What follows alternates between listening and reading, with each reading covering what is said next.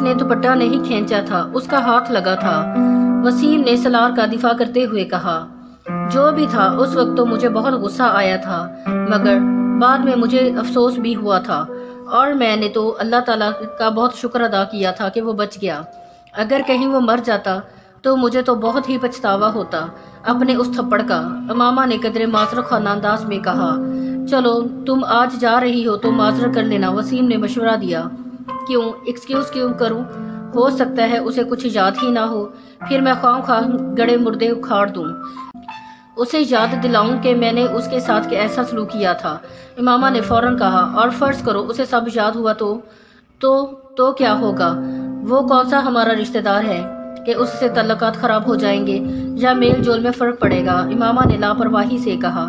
Shopping کرنے کے بعد وسیم اسے کلینک لے آیا جہاں سالار زیر علاج تھا۔ وہ دونوں جس وقت اس کے کمرے میں داخل ہوئے اس وقت وہ سوپ پینے میں مصروف تھا۔ سالار نے وسیم کے ساتھ آنے والی لڑکی کو دیکھا اور فوراً پہچان لیا تھا۔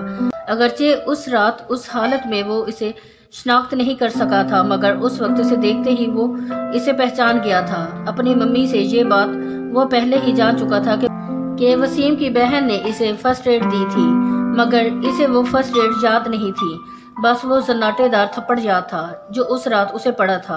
اس لیے امامہ کو دیکھتے ہی وہ سوپ پیتے پیتے رک گیا۔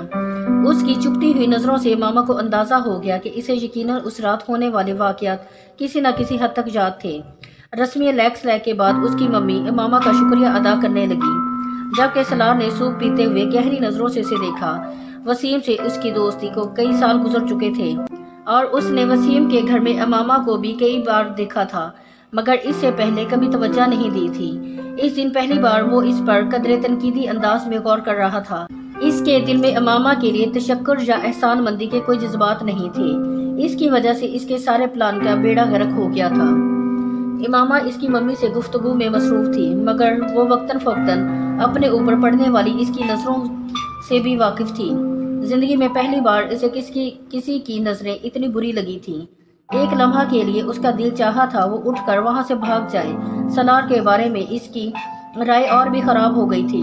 وہ اپنے اس تھپڑ کے لیے معذرت کے ارادے کے ساتھ وہاں آئی تھی، مگر اس وقت اس کا دل چاہا تھا اسے 2-4 تھپڑ اور لگا دے۔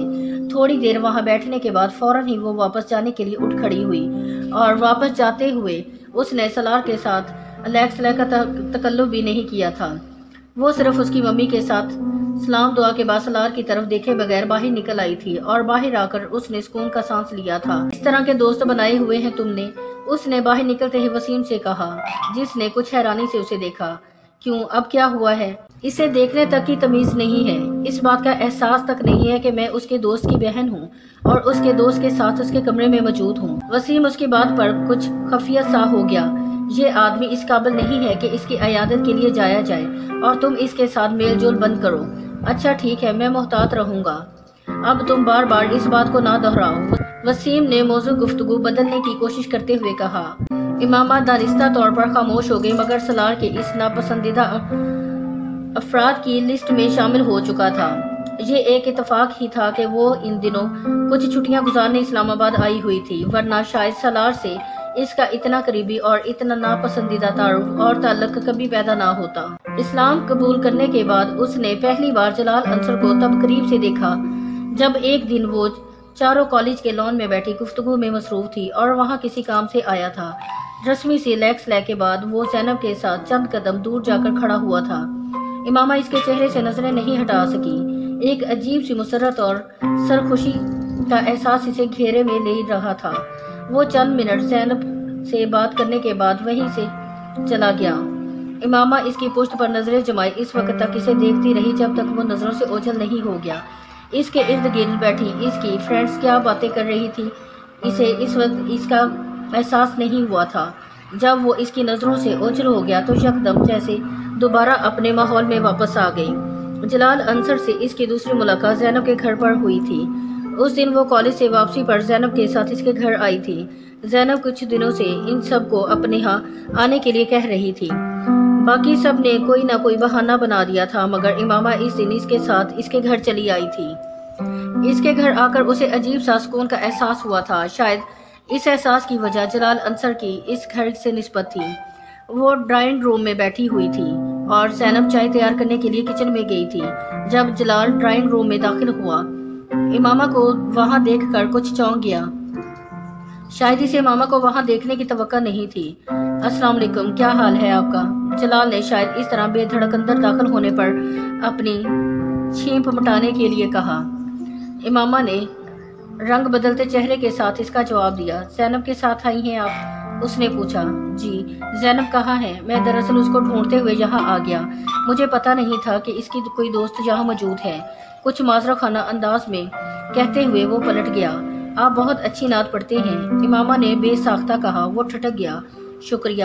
وہ کچھ حیران نظر آیا۔ اس نے کہا، آپ نے کہاں سنی ہے؟ ایک دن میں نے زینب کو فون کیا تھا، جب تک فون ہولڈ رہا مجھے آپ کی آواز آتی رہی، پھر زینب سے آپ کے بارے میں پتا چلا۔ میں اس نعتیہ مقابلے میں بھی گئی تھی جہاں آپ نے وہ نعت پڑھی تھی۔ وہ بے اختیار کہتی چلی گئی۔ جلال انصر کی سمجھ میں نہیں آیا وہ حیران ہوا یا خوش۔ بہت اچھی تو نہیں، بس پڑھ لیتا ہوں، اللہ کا کرم ہے۔ اس نے حیرت کے اس جھٹکے سے سنبھلتے ہوئے سفید چادر میں لپٹی اس دبلی پتلی دراز قامت لڑکی کو دیکھا جس کی گہری سیاہ آنکھیں کوئی بہت عجیب سا تاثر لیے ہوئے تھی۔ اپنی آواز کی تعریف وہ بہت سو سے سن چکا تھا، مگر اس وقت اس لڑکی کی تعریف اس کے لیے قدرے غیر معمولی تھی، اور جس انداز میں اس نے یہ کہا تھا وہ اس سے بھی زیادہ عجیب۔ وہ پلٹ کر ڈرائنگ روم سے باہر نکل گیا۔ وہ ویسے بھی لڑکیوں سے گفتگو میں مہارت نہیں رکھتا تھا، اور پھر ایک ایسی لڑکی سے گفتگو جس سے وہ صرف چہرے کی حد تک واقف تھا۔ امامہ ایک عجیب سی مسرت کے عالم میں وہاں بیٹھی ہوئی تھی۔ اسے یقین نہیں آ رہا تھا کہ اس نے جلال انصر سے بات کی تھی، اپنے سامنے خود سے اتنے قریب۔ وہ ڈرائنگ روم کے دروازے سے کچھ آگے کارپٹ پر اسی جگہ کو دیکھتی رہی جہاں وہ کچھ دیر پہلے کھڑا تھا۔ تصور کی آنکھ سے وہ اسے بھی ابھی بھی وہی دیکھ رہی تھی۔